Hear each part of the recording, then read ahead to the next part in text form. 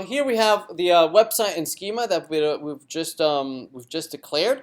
Let's see what we need from the client. So in the client side, we are here at logged in as Frank, and we would like to be able to navigate to the websites, right? And those websites are mapped to this URL. It says user and then the ID of that user / website. If I go in there, right, the controller is going to go and fetch the websites for Frank, right, which right now are empty. Frank doesn't have any ID. So if we click on website, it comes back, and there are no websites, obviously, and that's because it's using the old search websites from the array, right? And the array certainly does not have an ID for Frank, right? It doesn't have that ID. So let's focus on being able to create them first, and then we'll focus on being able to retrieve them a little later. So if I click on plus, or it's going to go to new, and this is going to it's going to allow me to provide the name and the description. And right now it would go out to the server and be handled by the web service for websites, which I believe it's this one right here, website service, which is this create. Oh no, we didn't. We never created the create. All right, so let's create it. All right, let's go to the service. Let's go on the service on the client side. Let's see. Do we do the create? Is this even hooked up? Let's see. Console. Cannot developer ID. Create website controller. Okay, so we have a controller at least. Let's go fetch the controller.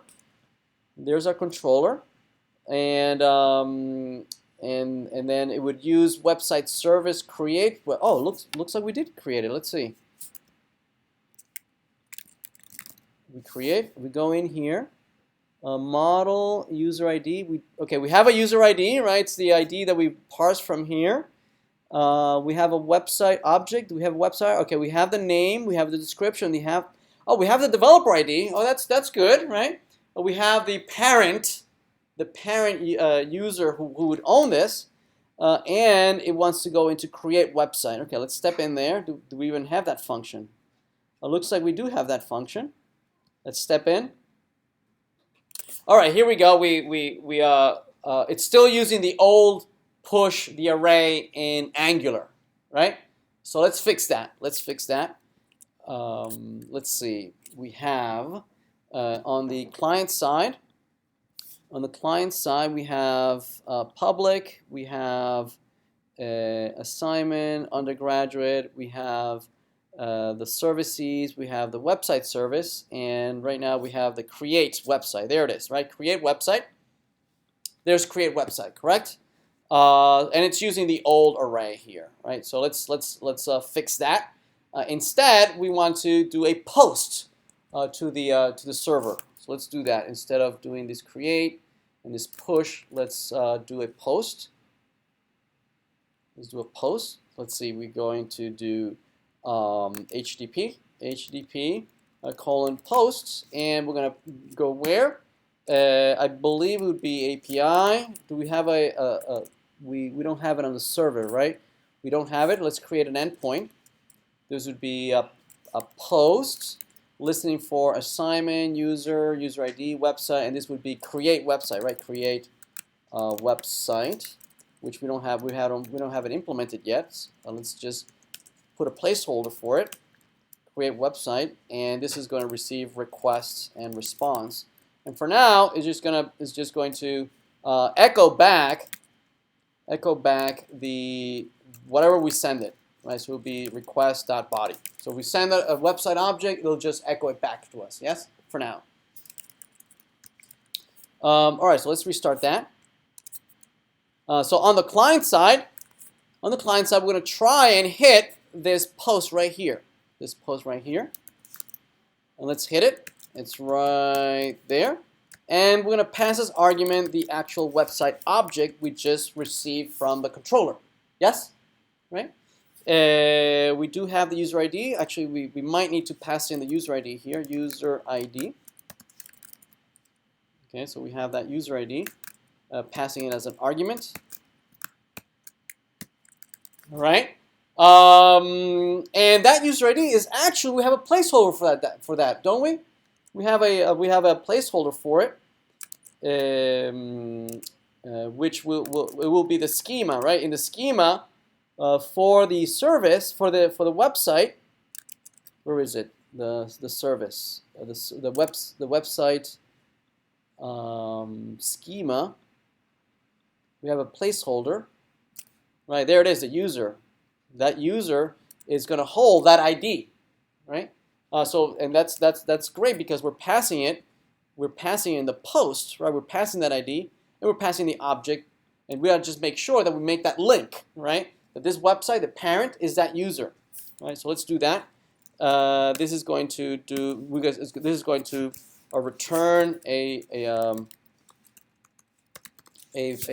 return a promise, right? And here we're going to unwrap the response, right? And pass that response back to the controller. So return response.data. And I'm not sure that controller is ready to. Probably the controller is still written synchronously. So let's fix that too. So the controller for the website would be views, website, and we have a controller. And here is the new controller. Right, so we have create website, right? Notice that it's still written in a synchronous way. We can fix that. We can say we don't really need that. This is going to be asynchronous. It's going to pass the website. It's also going to pass the ID of the user as an argument, right? And it's going to receive a callback, right? A then which was going to receive back the actual website that was created, website object, and then we can navigate back to the list of websites. Okay, I think we're done on the client. We fixed the controller. Now that's asynchronous, right? You did that on the previous assignment, right? So this should not be new to you, right? We have the client talking to the service through an asynchronous call. We have the service now talking to the server, right? An asynchronous call. And the service here is now receiving it in a post, and here it is, right? So let's try it out. Before we connect it to a database, let's make sure that this communication is working, right? Let's restart the server. And let's continue here. Let's go plus. Let's refresh. Let's type something, and let's see in the network what's happening. Let's clear that. Say create. All right, so it comes in here. Let's see if it goes and comes back. Do we have a website? And all right, notice that it echoed it back, right? It just echoed back what we sent it, right? The server is responding exactly what we sent back, right? Awesome. So all right, so we know that communication is working. We know the communication is working. Now we can go back to the server and do some modeling, right? Let's see. What do we need to create a website? Well, first of all, we'll need the ID of the user, right? Because we need to tie the website to the user, and also we'll need the actual object of the user that we just of the website that we created, right? So let's retrieve the website object from the body.